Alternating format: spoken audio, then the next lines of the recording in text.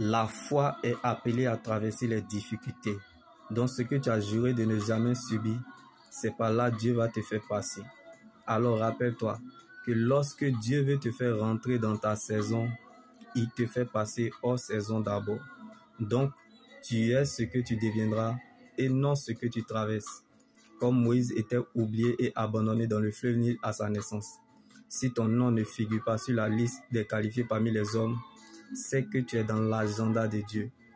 Quand Dieu met son choix sur toi, comme le cas de Moïse, malgré le degré des eaux de tes difficultés, ils ne te submergeront pas, car la bénédiction repose sur vous.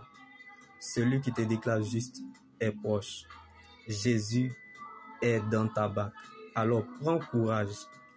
Dieu te fortifie et vient à ton aide. Car ce n'est pas les circonstances qui déterminent ta fin, mais c'est ce que tu es. Tu le deviendras, car l'éternité est ce que Dieu pense de nous. Donc Dieu te fera toujours apprécier ce que tu es, même si tu n'es pas encore devenu ce que tu dois devenir.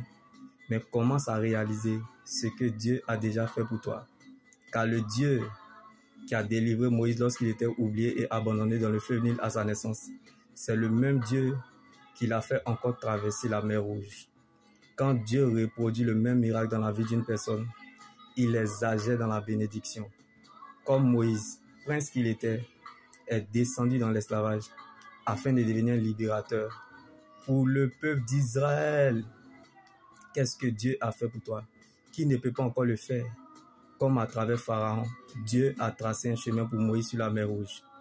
C'est au travers de tes épreuves que Dieu t'ouvrira un chemin. Jésus n'est pas un chemin, mais le chemin.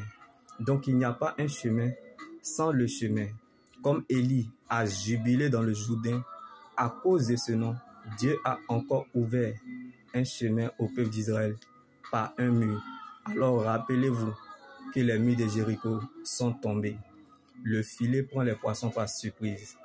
Donc Dieu ne veillera pas sur ta parole, mais plutôt sur sa parole pour l'accomplir. Le Dieu que nous servons n'est pas seulement le Dieu qui fait les promesses, mais qui tient toujours à ses promesses. Jésus est fidèle à ses promesses. Il n'est pas un généraliste, mais un spécialiste dans le domaine.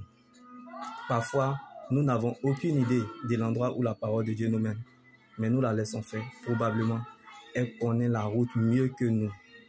Donc, ce que Dieu a décidé de faire avec toi, ça peut plaire aux gens ou ne pas plaire aux gens.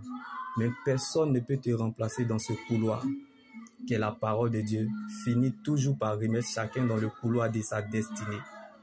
Donc, n'abandonne pas ton couloir. Ne quitte pas ton couloir. Reste dans ton couloir. Habite dans ton couloir. Réside dans ton couloir. À chacun son couloir. Chacun dans son couloir. L'endroit le plus sûr de toute la terre est la volonté de Dieu. Donc, tu n'as pas besoin de territoire pour que Dieu puisse te bénir. Le seul territoire est sa présence. Donc, Jésus, sa place dans notre vie n'est pas négociable. Rien ni personne ne pourra empêcher à Dieu d'accomplir sa volonté dans ta vie.